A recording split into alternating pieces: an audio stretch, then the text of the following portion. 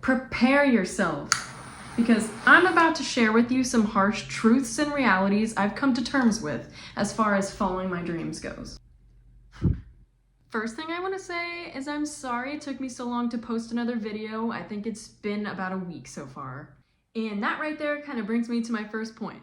I've been having a bit of an overthinking problem. I say to myself a lot, it's important to just keep producing content and let it be out there, fix it later. But now that I'm a little bit more established, I keep telling myself I need to perfect it before I put it out into the public. I think my initial advice about this is one that I should keep taking. Keep making the videos I have been, edit them as well as I can, and just hope for the best. I'm learning different editing skills with a different editing program, but I'll get to that in the future. I need to just master my craft now, and then I'll move on to it. I've been making artwork like bam, bam, bam, bam. It's a lot of work, but I'm kind of in a flow state about it. And you know what I've been lacking for the past week? Flow state on making videos. I've been good about the shorts because when I'm making art, I'm also making a short, so that kind of goes hand in hand. There's like a teensy tiny perfectionist within me that wants me to stop and perfect it before I push it out into the public, but I just have to keep following my old advice and just keep going. If you're doing it like me and you're making this, making that, producing, you're already doing it better than 95% of the people out there, because a lot of them are all talk. They have great ideas, it's just that the drive to implement those ideas isn't there. I guarantee you once those ideas are implemented, you can perfect them as you go. In that way, you can also document your progress. Once you have an audience, they can see your work from earlier on and compare it to what you have now. Like, oh my gosh, here's what the business looked like in 2005 versus, oh my God, look how magnificent this business has become. And I kind of want people to see that because progress is key. So I'm sorry if my content isn't the best right now, but I promise you I'm working on it and it will get better down the line. Now, aside from pushing out a bunch of content and perfecting it later on, I'm learning some things through content creation and business production. It's a lot of work. Like, even sitting here making this YouTube video takes a lot of time out of my day.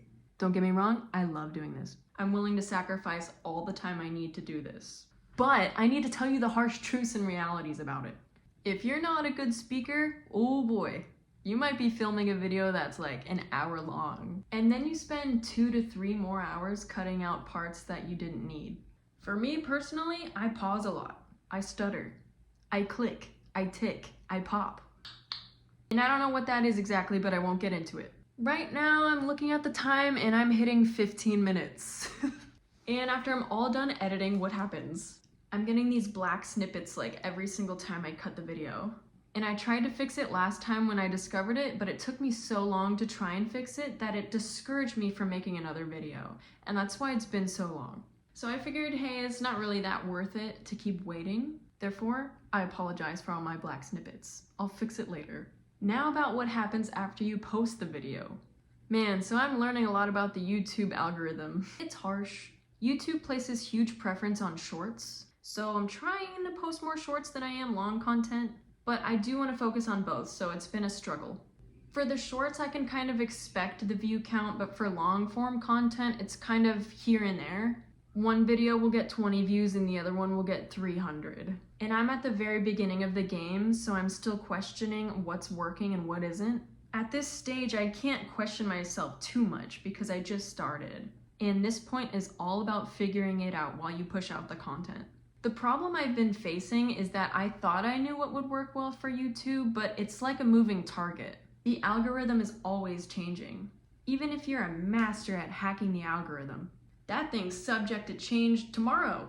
But here's the benefit of just pushing out content regularly. I think once you have enough content, you'll be able to discover a pattern. And if all of a sudden this one video isn't doing well after it had been for many months, you can certainly say something's either up with that video or something is up with the algorithm that changed recently. It's stuff that I'm still learning, but I'm trying to share my experience. The algorithm situation I'm going through isn't isolated to YouTube, it also goes to Instagram and TikTok. Let's start with Instagram. Why have I been posting every other day with shorts included and I only have 48 subscribers? I don't want to say it has anything to do with my art because I've seen some great artists that only have like 100 subs. You know that meme where it's the drawing of the two guys and one of them standing ominously over the other one saying, stop painting, your art is bad. And the other one's like, I got 9 likes. And the other one's slapping him. That's how I feel. Not the guy slapping the other one. I feel like the guy who got 9 likes and is being slapped. I must trudge on though. It's all a game of consistency, and if I just gave up, I wouldn't be following my prior advice. I know deep down that if I keep going, it will work, but dang, it's discouraging. With both Instagram and TikTok, I'm making sure I'm putting the correct SEOs, the hashtags and everything. Popular sounds, everything I thought I would need to create a successful post. But nope. On TikTok, the views could vary from like 100 to 2,000 for my account right now. Good luck out there. I'm right there with you. I'll make a video about social media in the future, and I'll delve into the deeper aspects of the algorithm and how to become more successful if I get there. But for right now, you're just gonna have to wait. Alrighty, so the other hard truths and realizations I wanted to share with you are regarding building a website. I did some research. I compared my avenues of website creation. Ultimately, I decided to go with Hostinger. Hostinger provides you with the cheapest possible options for a beginner online shop. Thank you to Hostinger for just kidding. So yes, I chose Hostinger out of the 3 options I was looking at, which was Shopify, Etsy, or Hostinger. And I did go with it mainly for the price options. However, it also included an AI tool for beginner website builders who have never made a website before in their life. And all you have to do is ask the chat what exactly you want built into the website, and it's created. I said I wanted category buttons in my shop. It made category buttons. I said to rearrange my product listing by color. It rearranged my product listing by color. I even asked it to put my personal logo into the link buttons, and it worked.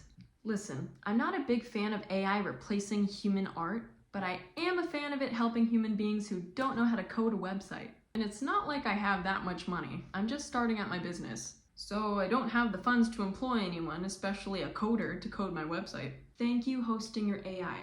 And by the way, my website is live. Please visit my website, www.amanitanotherbrush.com. It even let me have the .com domain. Isn't that crazy? www.amanitanotherbrush.com. Yeah, if you have time and want to support my art, go ahead and check it out.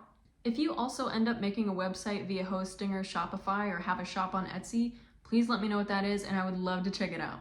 So now that my website is built, I moved on to the next step and discovered more harsh truths and realities. Here they are. Shipping. Now I do have some shipping experience with USPS and UPS through my previous jobs, so it won't be nearly as difficult as it would have been if I were just starting out shipping. But here's the thing. I'm looking at all the pieces I have up on my wall and I'm thinking I don't have any boxes or shipping material. And I worry about what would happen if it were damaged on the way to the customer. It's bubble wrap time. It's putting tissue paper over varnished canvas time. It's putting 2 long flat pieces of cardboard over the tissue paper and canvas time. It's finding the perfectly sized flat box that's about a 10 by 10 size of the canvas time. It's finding a good spot in my house for all of these cardboard boxes and packing materials time.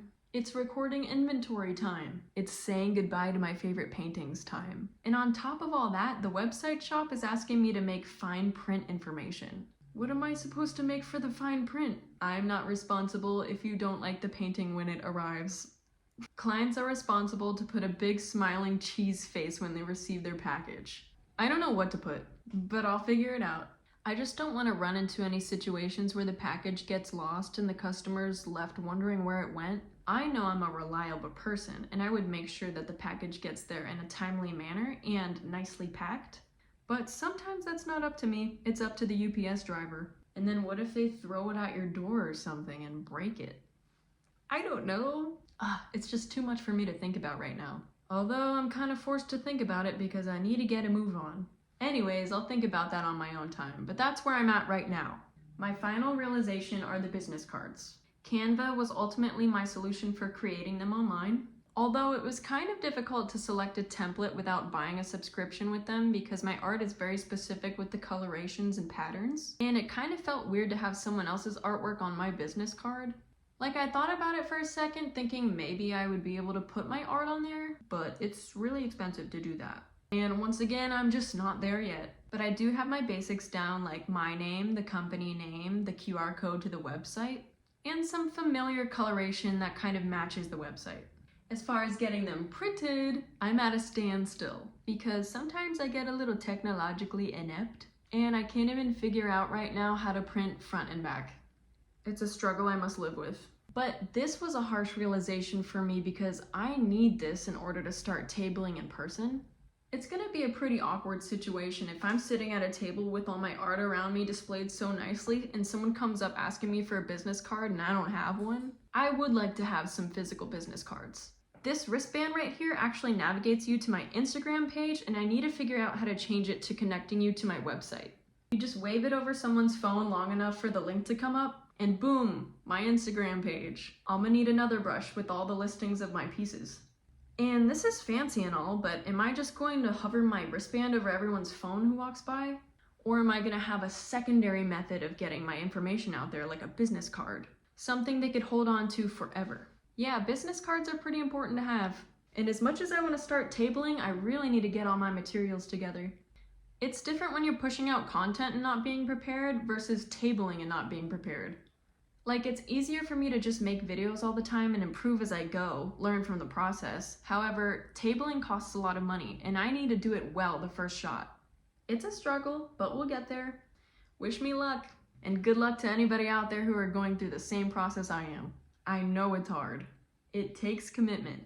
Keep at it, please. The whole process of this is leading me to discover every minute detail that needs to be worked on and perfected, and that little perfectionist in me is freaking out. But now that I'm faced with these harsh truths and realities, I'm able to process them fully, and I'm gonna combat them like nothing else. All right, well, I hope you learned something from the experience I had to share today, and I'm hoping things go well for both me and you on this journey. Thanks for watching, keep at it, and stay creative.